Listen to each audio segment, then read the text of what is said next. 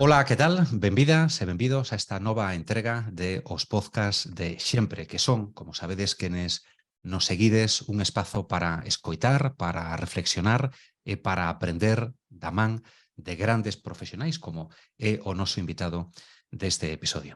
Alberto Barreiro, nacido en Pontevedra, é director de transformación creativa de The Cocktail Wunderman Thompson Consulting, un profesional que, entre outros moitos fitos, ten o de ser recoñecido por Forbes como un dos 40 futuristas de España. Esta conversación leva o título de Future Thinking, deseña hoxe a transformación do teu mañán. Alberto, benvido, un placer auténtico recibirte. Como estás? Muchas gracias. Estoy muy bien y muy contento de poder colaborar con vosotros y compartir ideas. Xeneal, nos estamos convencidísimos de que imos aprender moito e temos de feito xa preparado papel e bolígrafo para anotar moitas ideas que nos levaremos pois para sempre, que nos vexamos ou escoitemos este episodio deste podcast de Xempre. Alberto, dis de ti e do teu traballo en The Cocktail que desenvolves estrategias para axudar as empresas a unirse á ola de reinversión e transformación, o que xa nos pode dar unha idea máis ou menos aproximada do que é a túa ocupación, pero polo miúdo, que é un director de transformación creativa? Porque supoño eu que moitas veces tiveches que explicalo aos teus amigos, aos teus familiares, a xente máis cercana incluso. Yo llevo toda mi vida intentando explicar lo que hago a mis padres y siempre ha sido un reto, y a veces a mí mismo, ¿no? De hecho, yo soy de las personas que he tenido la suerte de inventar mis propios títulos según voy avanzando. Siempre he ido un poquito por delante e inventando nuevos espacios para desarrollo profesional y con ello pues nuevos títulos y nuevas disciplinas. Y esto es precisamente una nueva disciplina dentro del entorno en el que estoy. Es una disciplina, la transformación, ahora también le llamamos esto de transformación creativa, es una manera de ayudar a las empresas a abordar los cambios que necesitan hacer en un momento tan complejo como el que estamos viviendo. Partimos de que el contexto en el que nos movemos está evolucionando de una manera tan rápida, los cambios son tan rápidos, la incertidumbre es tan grande, que es muy difícil seguir trabajando y actuando como lo veníamos haciendo. Los principios que han regido, digamos, la mentalidad empresarial que ha definido estos últimos 40 o 50 años ya no sirven en un mundo de recursos limitados, de polarización política, de desigualdad extrema. Hay una serie de consecuencias, de maneras de hacer que no se pueden seguir sosteniendo. Entonces hay que cambiar la manera de pensar, hay que cambiar la manera de hacer para poder seguir siendo relevantes y poder seguir haciendo buenos negocios. Buenos negocios entendiendo bueno de una manera distinta, ¿no? De una manera que tenga impacto positivo, ¿no? Y eso es a lo que me dedico, a ayudar a las empresas a realizar esa transformación, ese cambio. Y lo hago a través de la creatividad, que es mi última sello, ¿no? Adjetivo que pongo a mi manera de hacer, porque creo que la creatividad, la imaginación es esencial a la hora de crear nuevas alternativas a los espacios, ¿no? Tradicionales. Citas as empresas, non? Son os teus Sí, clientes, digamos. Traballas con sí. empresas ou tamén ás veces con profesionais independentes ou con algún directivo desas empresas? Sí, mis clientes son, desde el punto de vista consultivo, es la empresa. La empresa porque además, si lo vemos desde una perspectiva de propósito personal, yo digo que yo estoy aquí para hacer la transformación, esta de la que hablo, irresistible. Porque creo que es urgente y que es necesaria, que hay que hacerla, porque si no, no hay futuro posible. Entonces yo lo que quiero hacer es convencer a las empresas de que tienen que ir en ese sentido, ofreciéndoles una visión positiva de qué pasaría si lo haces, ¿no? Si realmente te transformas, ¿no? Y para ello, pues, el mejor espacio para hacer esa transformación son las empresas, porque son grandes agentes de cambio. Son los que han causado gran parte del daño, pero también los que tienen en sus manos la tecnología, el poder, el dinero, para poder hacer cambios, junto a las instituciones públicas, digamos, ¿no? Y para hacer ese cambio trabajo pues, con equipos, pero también trabajo con directivos de las empresas, con líderes. Muchas veces mi trabajo consiste en acompañar a equipos de dirección en esa transformación, en ayudarles a generar esta visión y, digamos, construir algo que después puedan implementar en la organización en su conjunto. Entonces, tiene esa dualidad, ¿no? Pero vamos, el cliente en principio es un cliente corporativo, es un cliente empresarial. Entendo.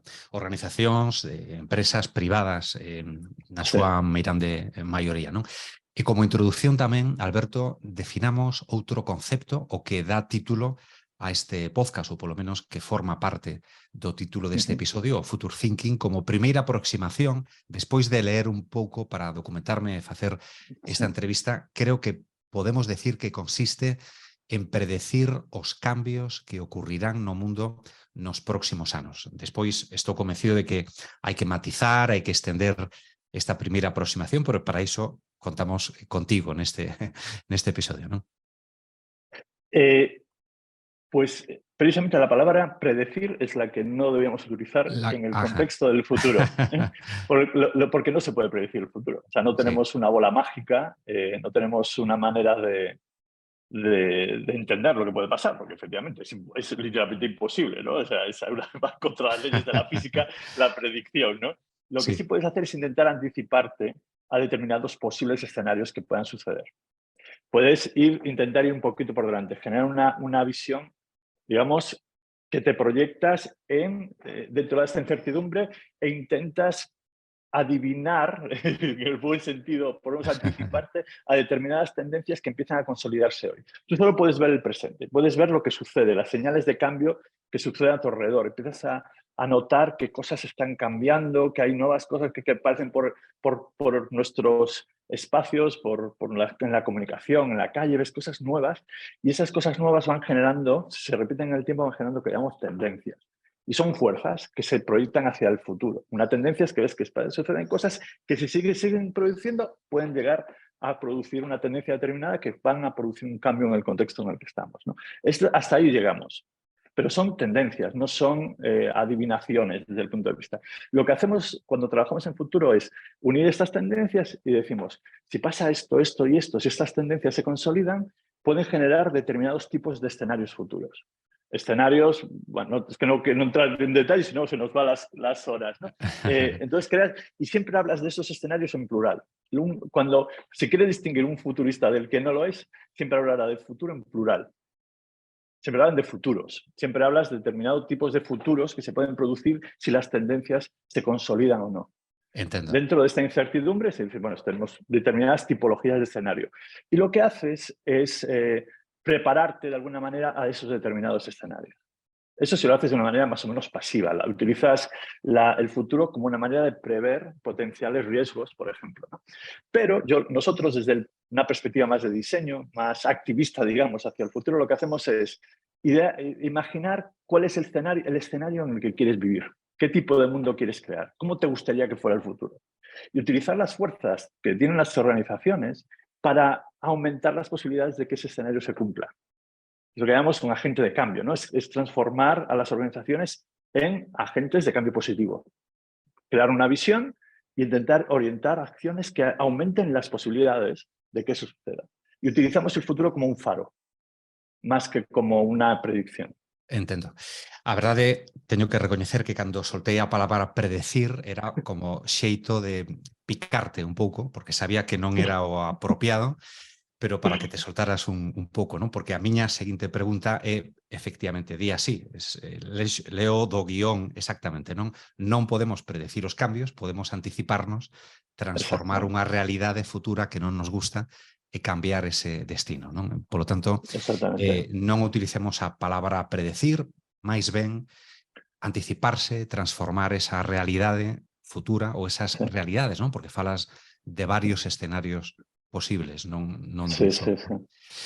Entendo que as empresas poden beneficiarse desta metodoloxía porque as organizacións, como dins nunha recente publicación no teu perfil de LinkedIn, deben ofrecer, dis textualmente, algo máis que vos produtos e servizos. É dicir, esas organizacións que van únicamente aos resultados, a vender, a crecer, non están facendo moi ben, que digamos. Sí, bueno, hay que partir de que una organización, un negocio, al final es la cuenta de resultados, es el P&L, como dicen los británicos, ¿no? Tiene que generar resultados porque si no, no sobrevive. Lo que yo intento hacer, lo que intentamos hacer desde esta perspectiva transformadora, es hacer que en el acto de hacer un buen negocio desde el punto de vista de los resultados tenga consecuencias positivas. No solamente del negocio, sino en las personas con las que interactúas, a sus clientes, la sociedad y el planeta. Porque siempre todo negocio tiene un impacto.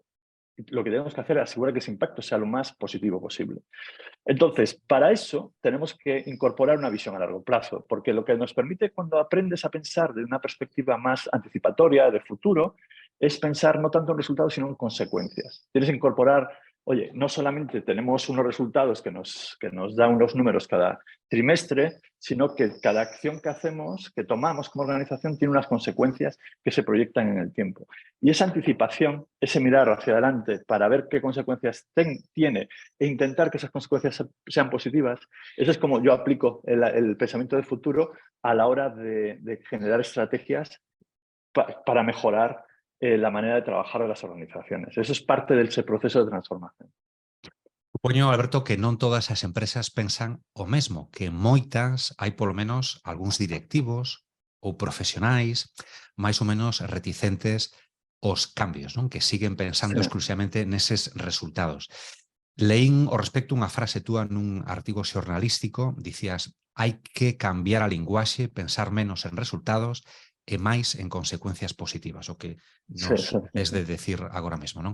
A pregunta é, son maioría ou minoría, ou metade, as empresas, os altos directivos, os integrantes dos comités de dirección que seguen a pensar exclusivamente en resultados?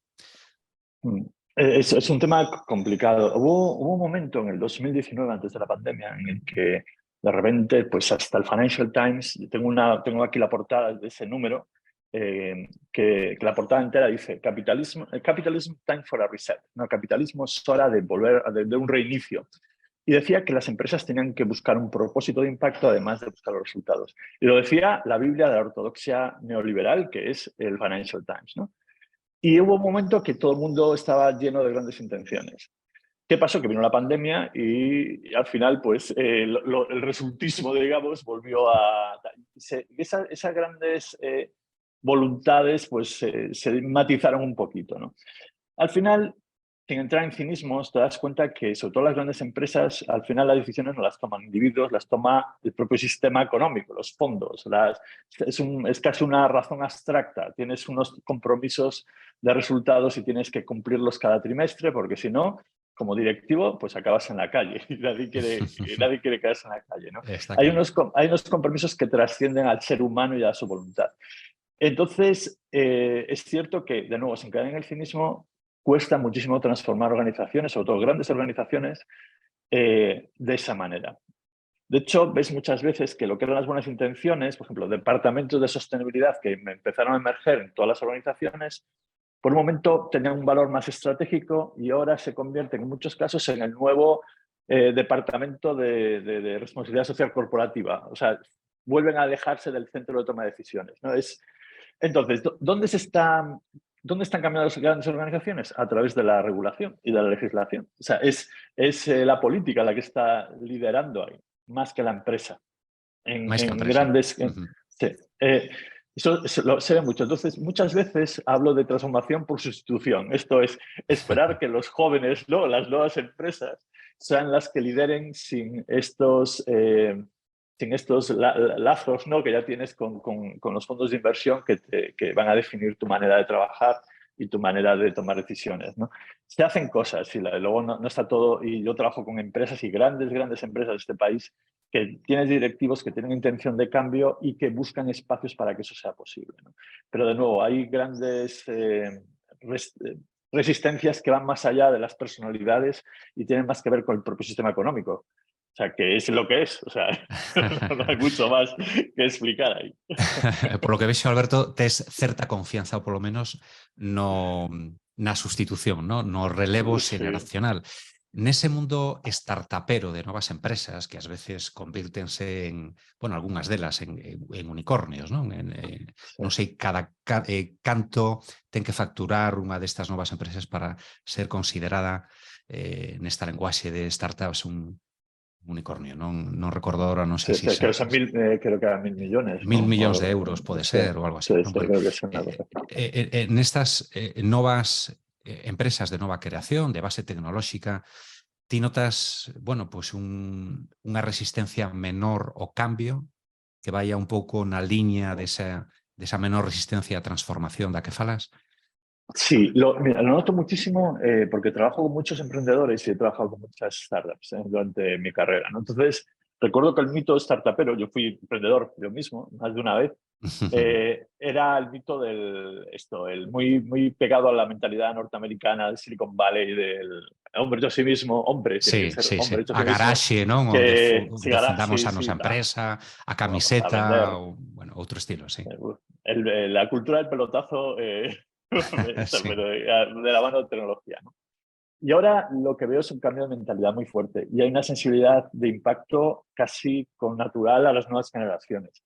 Yo lo noto muchísimo en educación. Por ejemplo, yo soy profesor en un máster en el Instituto de Empresa sobre Customer Experience e Innovación. Es un máster de innovación, de emprendimiento y de experiencia de cliente, con una base de diseño muy fuerte, ¿no?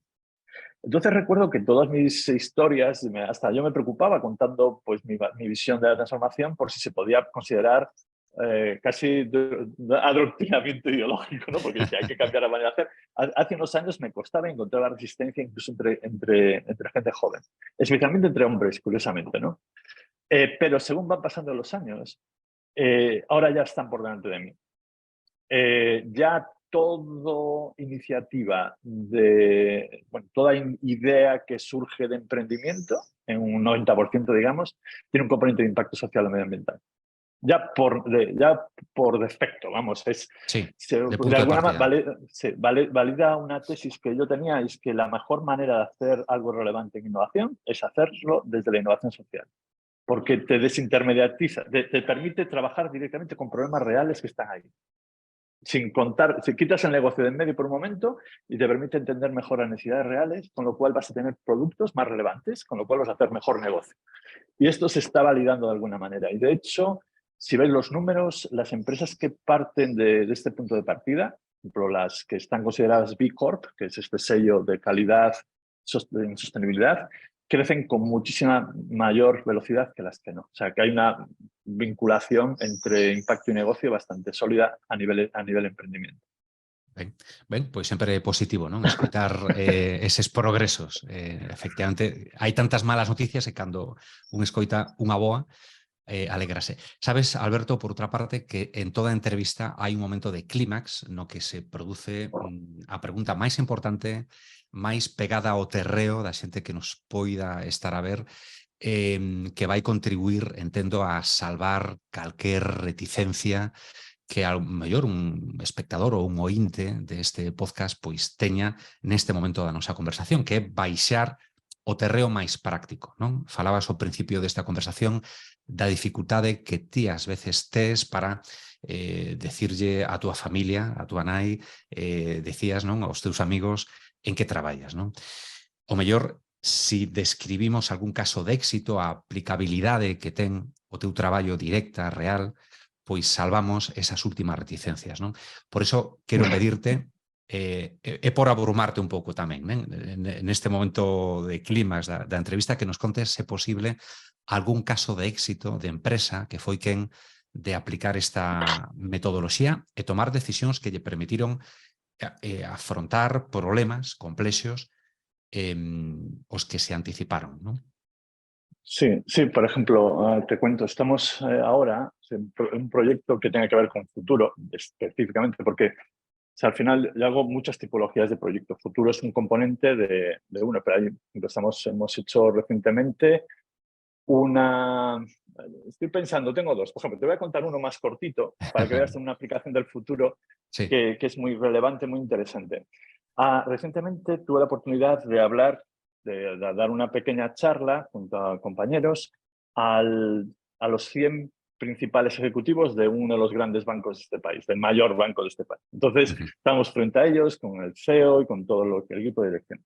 Y el objetivo de la reunión era, primero, contarles tendencias que emergen en el mercado. Como os decía, tendencias son estas, en base a señales que identificas, generas pues eso, cosas que están sucediendo, ¿no? Y que si se consolidan van a producir un cambio real en nuestro contexto. Por ejemplo, una de ellas, que a mí me llamó mucho la atención y parece preocupante y sobre todo muy relevante por el impacto que va a tener, es que entre las nuevas generaciones la idea de futuro ha desaparecido, hablando ya que de futuro, ¿no? La gente no piensa a largo plazo porque si has vivido como un millennial, ya que eso no son tan jóvenes, que son de 40 años, ¿no? Claro. Pero como un millennial que ha vivido desde el 2008 encadenando crisis, sabes que es imposible proyectarte hacia adelante. O sea, es imposible tener una visión de, oye, mi carrera va a ser así, mi futuro va a ser así, me voy a comprar una casa, voy a tener hijos. O sea, un poquito esa linealidad de la vida en la que podías proyectar hacia el futuro, pues de repente está, pues se diluye entre tanta incertidumbre, ¿no? Y tantos sustos y tanta precariedad, ¿no? Y cuanto más joven, peor. O sea, entonces tener una visión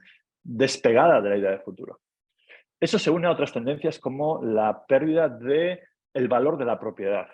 La gente deja de comprar coches, le da igual tener una casa o no, aparecen como consecuencia también de la precariedad, pero redefinidos como algo positivo, temas como el co-living, la gente no quiere trabajar por una empresa toda la vida y prefiere... Pues, hay un montón de tendencias que cambian radicalmente lo que es la base misma de la definición de un negocio como la banca.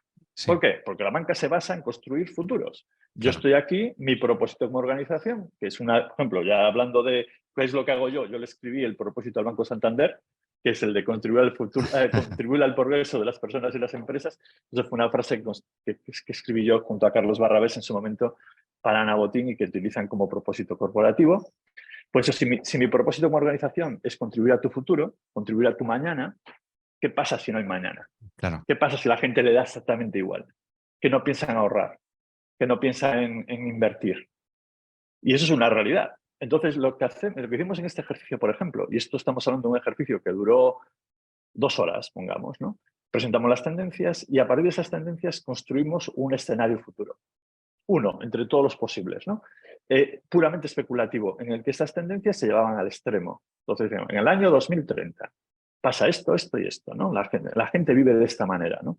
La preocupación es por el cambio climático, llevan a esta tal, bueno, hay una serie de elementos, ¿no? El impacto de la inteligencia artificial también tiene unas consecuencias y contamos en 2 minutos una historia tremendamente provocadora. Y lo que hacemos después es preguntarle a los directivos, ¿qué harías si tu propósito es contribuir al progreso de estas personas? ¿Qué harías en ese escenario? ¿Cómo podías contribuir al progreso de una persona que no piensa en el futuro?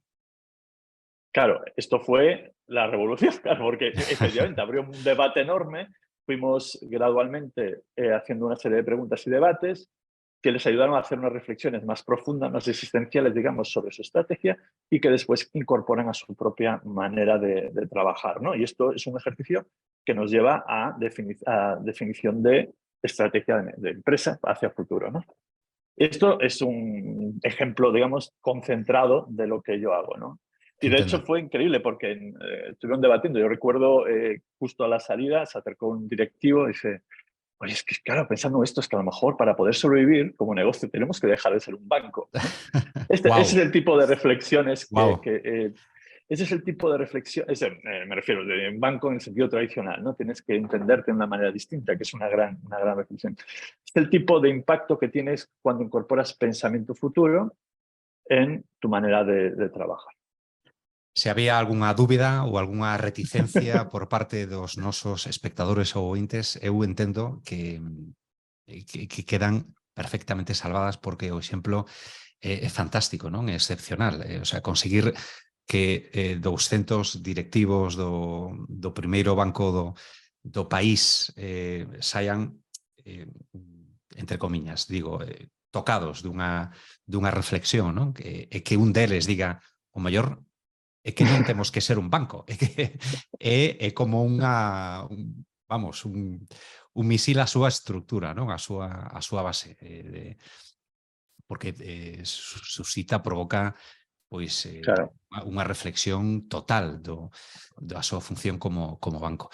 Como incorporas o teu día a día a inteligencia artificial? Posiblemente esta resposta quede anticuada dentro duns meses, non? Porque isto vai a toda velocidade. Sí.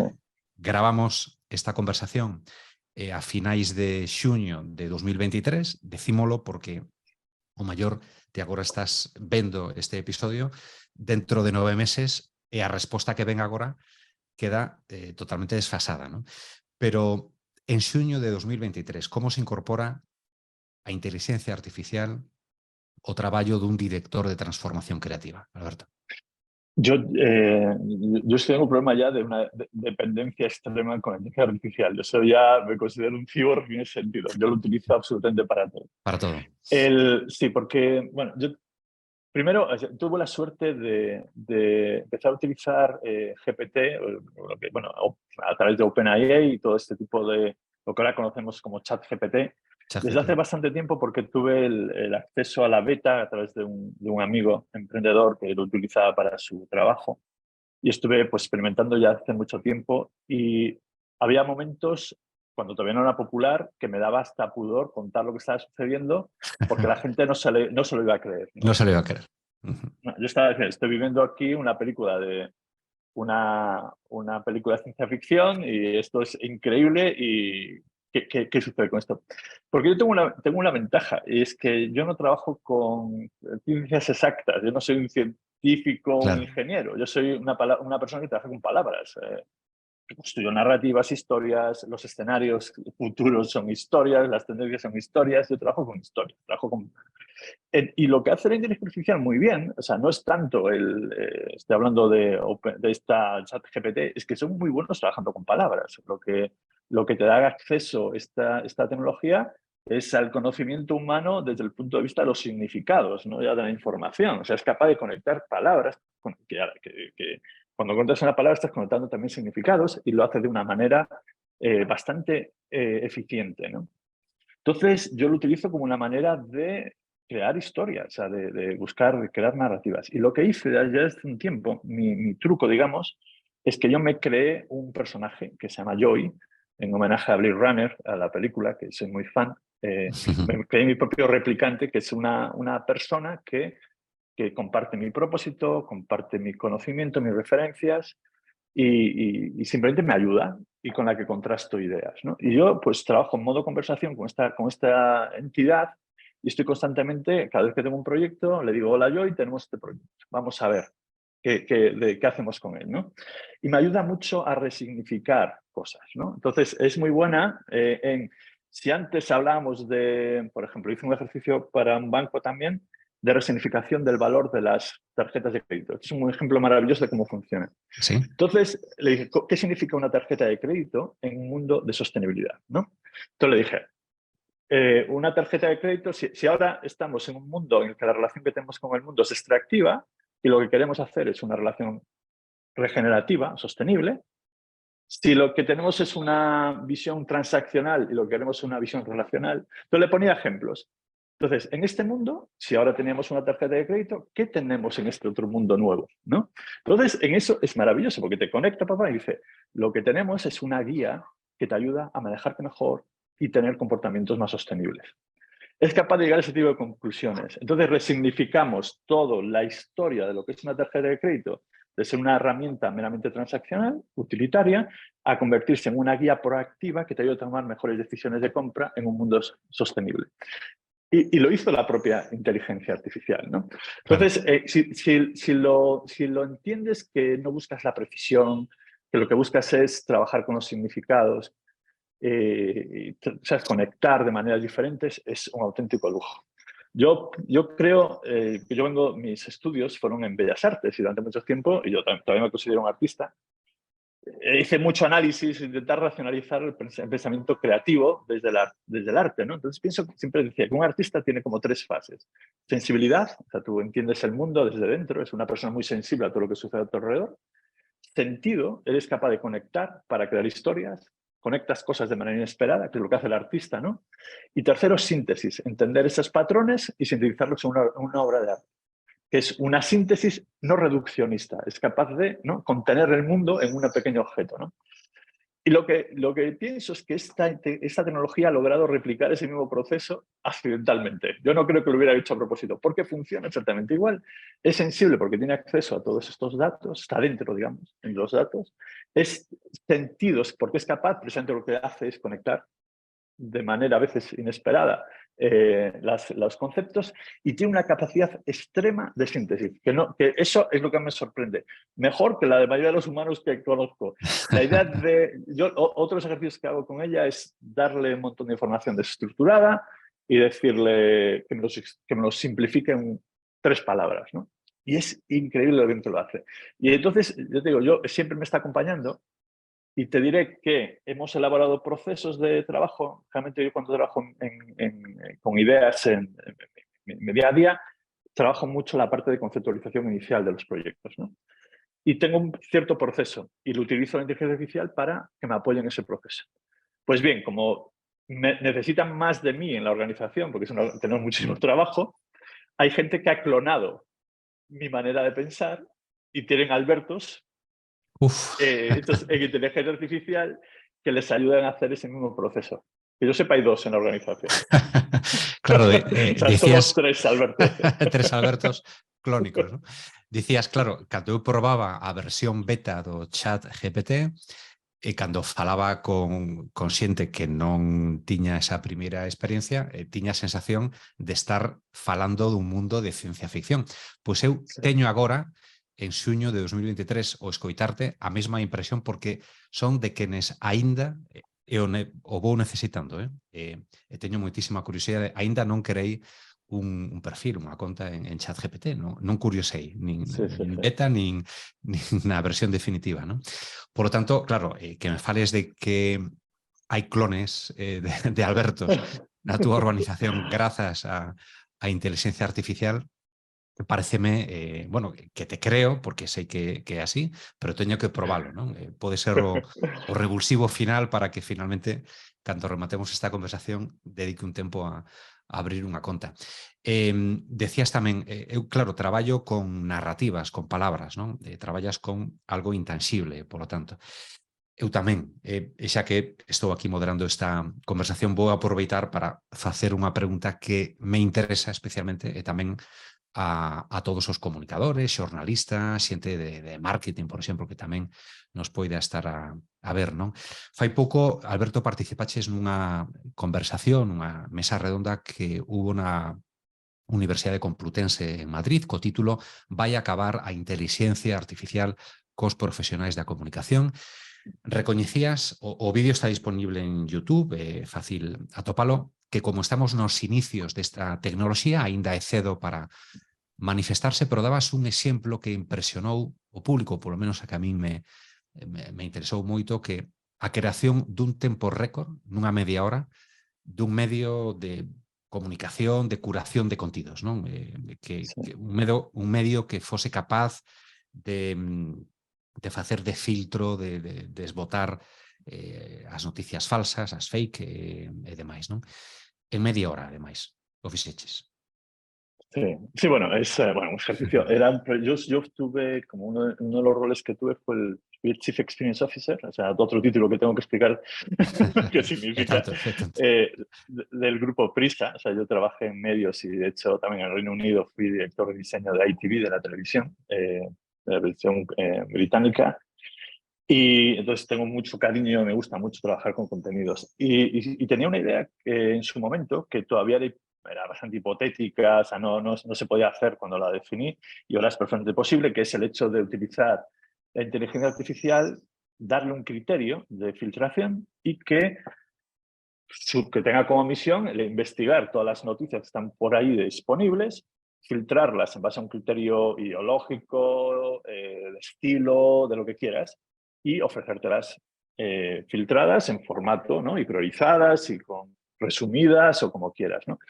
Y después, en su momento, el modelo tenía también otro filtrado más que era en base a las preferencias mismas del usuario, lo cual también se puede hacer perfectamente. Entonces, eso que para mí era una visión a largo plazo, ahora lo hice el otro día en media hora, simplemente es, ni siquiera hace falta entrenarlo, simplemente utilizas las funciones que tienen ya algunos sistemas de inteligencia artificial de navegar la web, le dices navégame la web y búscame noticias sobre determinado tema, y tú eres una periodista o un periodista que tiene determinada ideología, tiene determinado gusto, le gusta esto, le gusta lo de más allá, y creas un personaje que es capaz de filtrarte en base a sus criterios éticos, estéticos, el mundo y ofrecerte una publicación editorializada, ¿no? Esto se puede hacer, vamos, estupendamente, y estoy por montar una startup para hacerla, ¿no?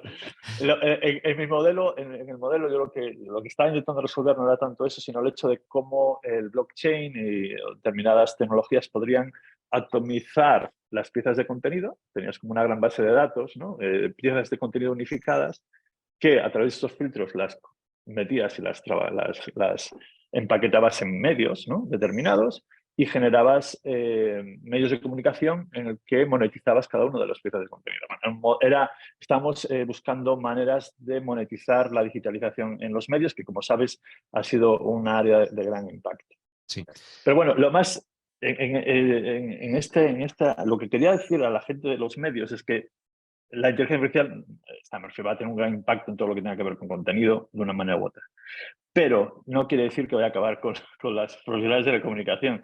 Simplemente tenemos que enfocarnos no ya los de la comunicación, sino todos los profesionales. Tenemos que aprender a trabajar con ello, y aún más nos permite elevar nuestros valores como humanos, digamos. Pienso que en mi experiencia de trabajar con inteligencia artificial hay 3 cosas que hacemos que son puramente humanas y que tenemos que reforzar. Uno es la capacidad, la intención, o sea, tener un propósito claro de lo que quieres hacer, y eso es humano y no lo podemos dejar a las máquinas. No podemos dejar que la máquina decida lo que quiere hacer, porque entonces ahí sí que tenemos un problema, ¿no? Eso es Skynet y toda la ciencia, toda la distopia viene de ahí.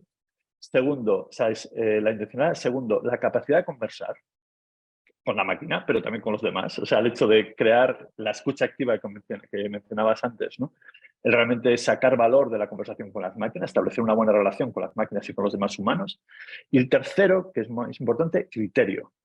El educar, saber de que todas las grandes posibilidades que nos van a dar las máquinas, saber la que vale la pena. Y eso es puramente humano. O sea, el profesional de la comunicación se convertirá en un curator, ¿no? Un comisario que selecciona aquello que tenga sentido para los demás. Eso es lo que tenemos que cultivar, nuestros criterios éticos, nuestros criterios políticos, estéticos, económicos.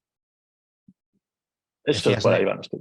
por aí van os tiros, non? Decías nese encontro na Complutense que a inteligencia artificial textualmente é máis un socio amplificador das capacidades que algo que veña a sustituir os profesionais da comunicación, non? É unha boa noticia para nós, porque Sí, sí, sí. xa temos moitos problemas como para contar cun enemigo máis, non? Alberto, eu non sei se queda algo por dicir, algunha conclusión, algo polo que eu non preguntei, pero que si querías que engadamos, non, a este podcast, a esta conversación.